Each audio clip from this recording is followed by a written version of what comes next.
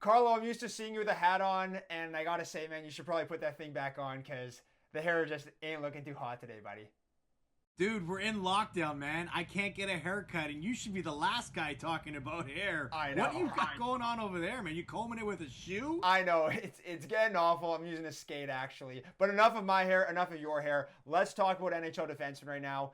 Look, man, there's been a couple players who have really established themselves as the best defensemen in the league. You look at the Norris candidates from last year, Victor Hedman, Josi, John Carlson. They're doing their thing again this year. But a couple new names have entered the conversation for best defenseman in the league, and one of those, have to mention, is Cale Makar. I mean, this guy's been averaging more than a point per game, I believe. His Corsi 4 is over 62%, and he's just been dominant on the power play. This guy's the real deal, okay, and doing it on one of the best teams. So I want your opinion, Carlo. Are you prepared to call Cale Makar the best defenseman in the league yet? And if not now, when do you think that could happen? Jesse, I'm in love with Cale Makar. I think he's what the new breed of defenseman looks like. Everything he does is so dynamic and electric. But I'm not yet ready to label him the best defenseman in the league because Victor Hedman still plays in the NHL. I mean, we're talking about a 4-time Norris Trophy finalist, a 2-time Norris Trophy winner, and a Conn Smythe winner with the Stanley Cup on his resume from last year. And if I'm not mistaken, he's off to a really good start this year in the NHL with the top team in the Tampa Bay Lightning. I have a great saying in sports that you're the champ until somebody dethrones you. So unless Cale Makar can come out of the woodworks here and lead the Colorado Avalanche to a Stanley Cup, Victor Hedman's still the guy. I mean, it's a complete possibility, though, is it not? Oh, 100% it is. I mean, you just look at the way that Colorado team is built and the highlight reel plays that Cale Makar is making on defense right now for that team. But, I mean, Colorado was close last year. They ran into some goaltending issues. If they can find a way to figure out their problems there, Cale Makar is going to be leading the way with that dynamic group of forwards up front. I think he has a great potential to get there this year, but Victor Hedman still plays in the NHL, and he's the top dog right now. I'm going to transition things over to the Jets now because, of course I am. And let's focus on their blue line for a moment, okay? If you look up front in Winnipeg on forward, this is an elite core, okay? Potentially Stanley Cup contending core up front.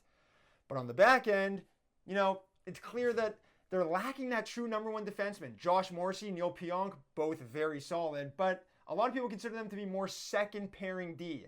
Are there any players around the league that you think Winnipeg should target ahead of the deadline that could really get them over the hump and make them true Stanley Cup contenders? Jesse, it's hard to really target a number one defenseman, but if I was the Winnipeg Jets, I would target top 4 defensemen that can come in and fill a void to already looks like a weak defense. A lot of middling guys on that blue line that have found success so far, but 3 guys I'm looking at right now. 1, Brandon Montour, Rasmus Ristolainen, and Vince Dunn. 3 potential trade targets that have been out there rumored that can all come in and have an immediate impact to the Winnipeg Jets and their blue line if they could acquire any one of those guys. So if you're Winnipeg, again, as you mentioned, they're pretty stacked up front. Is there a specific player that you would be willing to part with?